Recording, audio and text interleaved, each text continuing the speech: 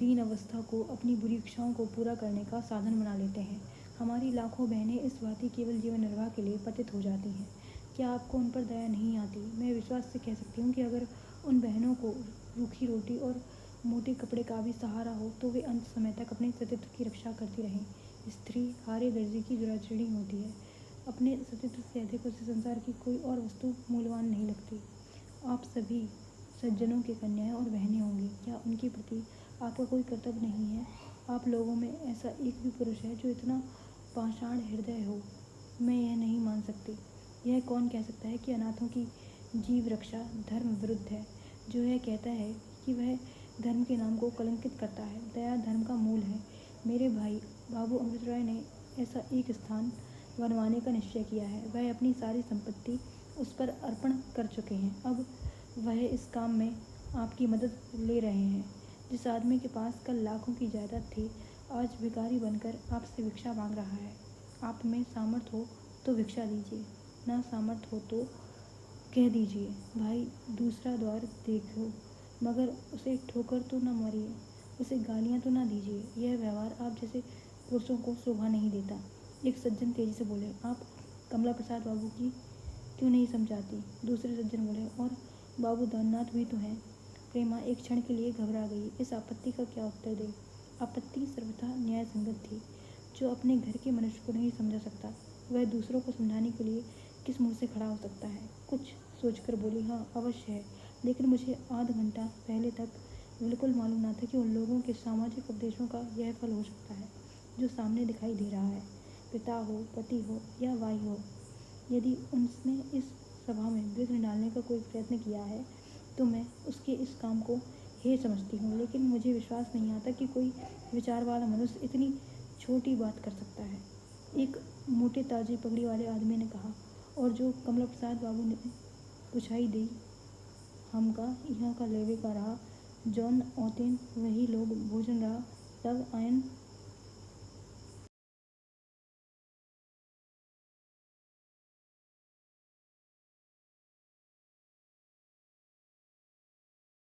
गुंडे का हृदय कितना सरल कितना न्यायप्रिय था। उसे अब ज्ञात हो रहा था कि अमृत राय अधर्म का प्रचार नहीं धर्म का प्रचार कर रहे हैं। स्वयं उसकी एक विधवा बहन हाथ से निकल चुकी थी। ऐसी उपयोगी संस्था का विरोध करते हुए उसे अब लज्जा आ रही थी। वह इस अपराध को अपने ऊपर न लेकर मंत्रदाताओं के ऊपर छोड़ रहा था।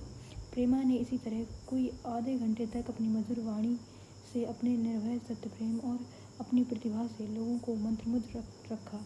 उसका आकस्मिक रूप से मंच पर आ जाना जादू का काम कर गया। महिला का अपमान करना इतना आसान न था जितना अमृत राय का। पुरुष का अपमान एक साधारण बात है, स्त्री का अपमान करना आग में कूदना है। फिर स्त्री भी कौन, शहर के प्रधान रईस की कन्या। लोगों के विचारों में क्रांति सी हो गई। जो विघ्न डालने आए थे वे भी पग उठे। जब प्रेमा ने चंदे के लिए प्रार्थना करके अपना आंचल फैलाया तो वह दृश्य सामने आया जिसे देखकर देवता भी प्रसन्न हो जाते। सबसे बड़ी रकमें उन गुंडों ने दी जो यहाँ लाठी चलाने आए थे। गुंडे अगर किसी की जान ले सकते हैं तो किसी के लिए जान दे भी सकते हैं। उनको देखकर बाबुओं को भी जोश आया। जो केवल तमाशा देखने आए थे वे भी कुछ न कुछ देकर गए। जन समूह विचार से नहीं आवेश से काम करता है। समूह में ही अच्छे कामों का नाश होता है और बुरे कामों का भी। कितने मनुष्य तो घर से रुपए लाए, सोने की अंगूठियाँ ताबीज़ों और कंठों का ढेर लग गया जो गुंडों की कीर्ति को उज्जवल कर रहा था। 10-20 गुंडे तो प्रेमा के चरण छूकर घर गए। वे इतने प्रसन्न थे मानो तीर्थ करके लौटे हों। सभा विसर्जित हुई तो अमृत राय ने प्रेमा से कहा, यह तुमने क्या अनर्थ कर डाला प्रेमा? दाननाथ तुम्हें मार ही डालेगा।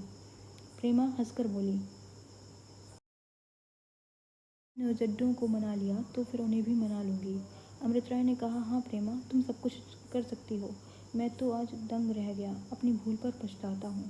प्रेमा ने कठोर होकर कहा, अपने ही हाथों तो। पूर्णा आज सुबह और दिनों से आध घंटा पहले उठी। उसने दबे पांव सुमित्रा के कमरे में कदम रखा। वह चाहती थी कि सुमित्रा सोती है या जागती। शायद वह उसकी सूरत देखकर निश्चय करना चाहती थी कि उसे रात की घटना की कुछ खबर है या नहीं। सुमित्रा चारपाई पर पड़ी कुछ सोच रही थी। पूर्णा को देखकर वह मुस्कुरा पड़ी। मुस्कुराने की क्या बात थी यह तो वह जाने, पर पूर्णा का कलेजा सन्न से हो गया, चेहरे का रंग उड़ गया। भगवान, कहीं इसने देख तो नहीं लिया। सुमित्रा ने उठकर उलझे केशों को संभालते हुए कहा, आज इतने सवेरे कैसे उठ गई बहन? प्रश्न बिल्कुल साधारण था, पर पूर्णा को ऐसा जान पड़ा कि यह उस मुख्य विषय की भूमिका है। इतने सवेरे जाग जाना ऐसा लालचन था जिसे स्वीकार करने में किसी भयंकर बाधा की शंका हुई। बोली, क्या बहुत सवेरा है? रोजी की तो बेला है। सुमित्रा ने कहा, नहीं बहन, आज बहुत सवेरा है। तुम्हें रात की नींद नहीं आई क्या? आंखें लाल हो रही हैं। पूर्णा का हृदय धक धक करने लगा। यह दूसरा और पहले से भी बड़ा प्रश्न था। इसे वह कैसे स्वीकार कर सकती थी? बोली, नहीं बहन, तुम्हें भ्रम हो रहा है। रात बहुत सोई, एक ही नींद में भोर हो गया। बहुत सो जाने से भी आंखें लाल हो जाती हैं। सुमित्रा ने हंसकर कहा, होती होंगी, मुझे नहीं मालूम था। पूर्णा ने जोर देकर कहा, वाह, इतनी बात तुम्हें मालूम नहीं? तुम्हें अलबत्ता नींद नहीं आई। क्या सारी रात जागती रही? सुमित्रा ने कहा, मेरी बला जागे, जिसे 1000 बार गरज होगी आएगा। यहाँ ऐसी क्या पड़ी है?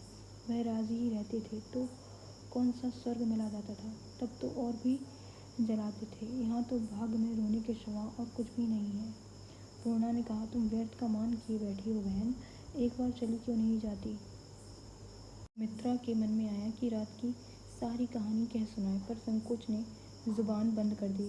बोली, यह तो ना होगा बहन, चाहे सारा जीवन इसी तरह कट जाए।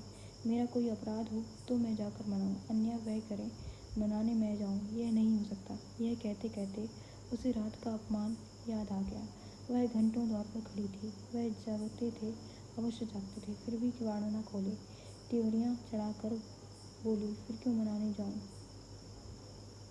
मैं किसी का कुछ नहीं जानती, चाहे एक खर्च किया हो या चाहे 100।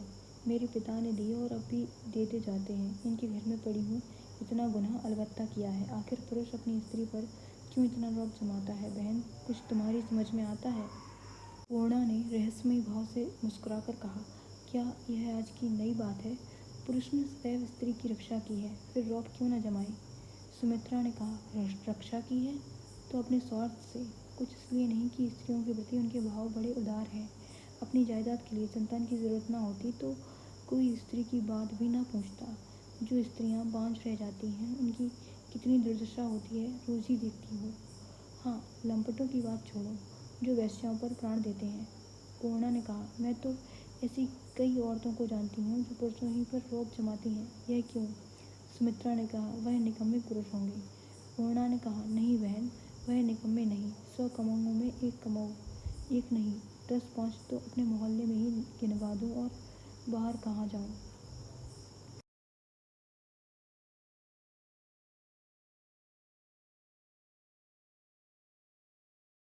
मेरे ही मामा थे जो मामी जी की आज्ञा के बिना दौर से न टलते थे। यहाँ तक कि एक बार कचहरी का सम्मन आया तो अंदर जाकर पूछने लगे, अरे सुनती हो, कचहरी का सम्मन आया है, जाएं कि ना जाएं? सुमित्रा ने कहा, अगर तुम्हारी मामी मना कर देती तो ना जाते। पूर्णा ने कहा, मैं तो समझती हूँ ना जाते, चपरासी जबरदस्ती ले जाता। सुमित्रा ने कहा, तो तुम्हारी मामी धनी घर की बेटी होंगी। पूर्णा ने कहा, कैसा धनी घर? मोल लाई गई थी। मामा जी की पहली पत्नी मर गई थी तो ये उन्हें मोल लाए थे। सुमित्रा ने कहा, क्या कहती हो बहन, कहीं औरतें बिकती हैं? पूर्णा ने कहा, औरतें और मर्द दोनों ही बिकते हैं। लड़की का बाप कुछ लेकर लड़की ब्याहे और लड़के का बाप कुछ लेकर लड़का ब्याहे, यह बेचना नहीं तो और क्या है? मगर लड़के वालों के लिए लेना कोई नई बात नहीं है। लड़की का बाप यदि कुछ लेकर लड़की दे तो निंदा की बात है, इसकी प्रथा नहीं है। सुमित्रा ने कहा, मजा तो तभी आए जब लड़की वाले भी लड़कियों का दहेज लेने लगे। बिना भरपूर दहेज लिए विवाह ही ना करें, तब पुरुषों के होश ठिकाने आ जाएं। मेरा तो अगर बाबूजी विवाह ना करते तो मुझे कभी इसका ख्याल भी ना आता। मेरी समझ में यही बात नहीं आती कि लड़की वालों को ही लड़के बिहाने की इतनी गरज क्यों होती है।